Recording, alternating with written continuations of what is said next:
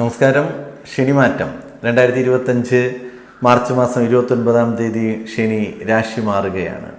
ശനി രാശി മാറുമ്പോൾ മകയിരം നക്ഷത്രക്കാർക്ക് എന്തെല്ലാം ഗുണഫലങ്ങളും എന്തെല്ലാം ദോഷഫലങ്ങളും ആണ് സംഭവിക്കുന്നതെന്ന് നോക്കാം. മകര നക്ഷത്രക്കാർ വളരെ ശ്രദ്ധയോടുകൂടി ഈ വീഡിയോ കാണുക.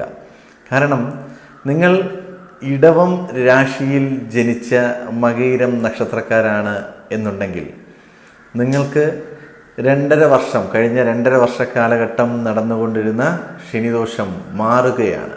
കണ്ടക ശനിദോഷം മാറുവാൻ പോവുകയാണ്.